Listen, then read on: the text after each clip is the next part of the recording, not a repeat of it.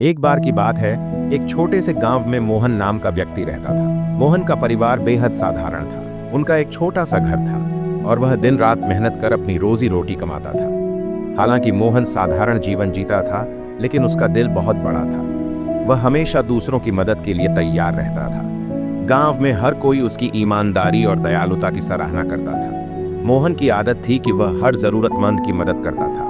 कभी खेत में काम करते समय अगर कोई भूखा कुत्ता आ जाता तो वह बिना सोचे समझे अपने टिफिन से उसे रोटी खिला देता। अगर कोई राहगीर भूखा होता तो उसे भी अपने हिस्से का खाना दे देता। उसकी पत्नी सुनीता मोहन की इन आदतों से बहुत परेशान रहती थी। वह अक्सर उससे कहती, तुम्हारी इस दान वीरता के चक्कर में हमारा घर खाली होता जा रहा है, खुद के बारे में भी सोच लिया करो। लेकिन मोहन हमेशा मुस्कुराते हुए जवाब देता, सुनीता, इस दुनिया में भूखा पेट सबसे बड़ा दुश्मन होता है। अगर हम किसी की मदद कर सकते हैं तो क्यों ना करें, ऊपर वाला सब देखता है। एक दिन की बात है, दोपहर का समय था और मोहन घर पर आराम कर रहा था। तभी दरवाजे पर एक बूढ़े साधु बाबा ने आवाज लगाई। उनकी आवाज धीमी थी, मानो बहुत थके और भूखे हो। सुनीता ने उनकी आवाज सुनी और खिड़की से झांक कर देखा। साधु बाबा अब यह भी आ गए, लगता है फिर से रसोई खाली होने वाली है।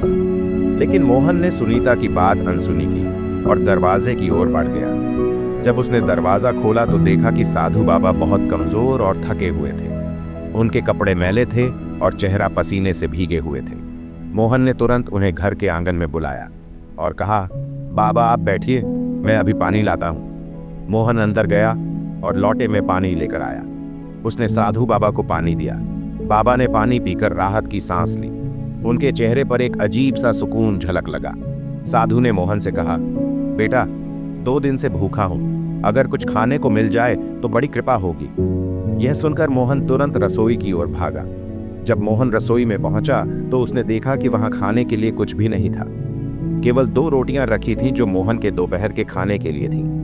मोहन ने बिना कुछ सोचे उन रोटियों को उठाया और साधु बाबा को देने के लिए चल पड़ा। तभी सुनीता ने उसे रोक लिया और गुस्से में कहा, ये क्या कर रहे हो? ये रोटियां तुम्हारे लिए हैं, अगर तुम इन्हें भी दे दोगे तो खुद क्या खाओगे?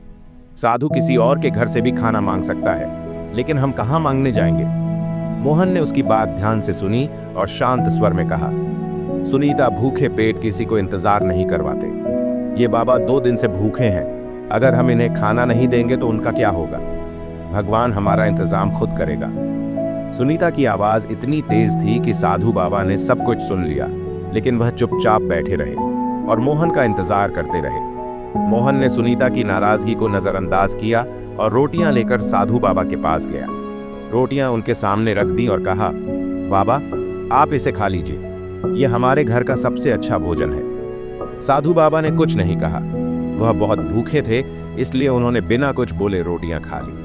खाने के बाद उन्होंने पानी पिया और सुकून से बैठ गए। कुछ देर बाद जब साधु बाबा जाने के लिए उठे तो उन्होंने मोहन को अपने पास बुलाया और अपने झोले में से एक चमकती हुई सोने की कटोरी निकाली और मोहन को दी। मोहन कटोरी देखकर हैरान रह गया। उसने कहा, बाप मैं इसे नहीं ले सकता, ये आपकी है। साधु ने मुस्कुराते हुए कहा, बेटा इसे रख लो, मैं पिछले हफ्ते एक राजा के पास गया था, उन्होंने मुझे यह कटोरी भिक्षा में दी थी, लेकिन यह मेरे किसी काम की नहीं।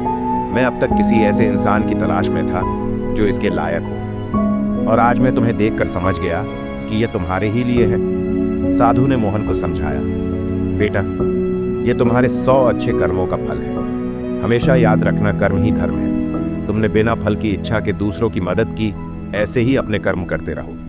भगवान हर किसी को उसके कर्मों का फल जरूर देता है। समय आने पर तुम्हारी यह दयालुता और निस्वार्थ भाव से किया गया कार्य न केवल तुम्हें बल्कि तुम्हारे परिवार को भी सुख और संतोष देगा। इस कटोरी को अपने पास रखो और इसका सदुपयोग करो, लेकिन इसे पाकर अपने जीवन की अच्छाइयों को न छोड़ना। ये केवल तुम्हारे लिए एक प्रतीक है कि भगवान हमेशा अच्छे कर्मों की सराहना करते हैं। ये कहकर साधु बाबा वहां से चले गए। मोहन कटोरी को हाथ में लिए उन्हें जाते हुए देखता रहा।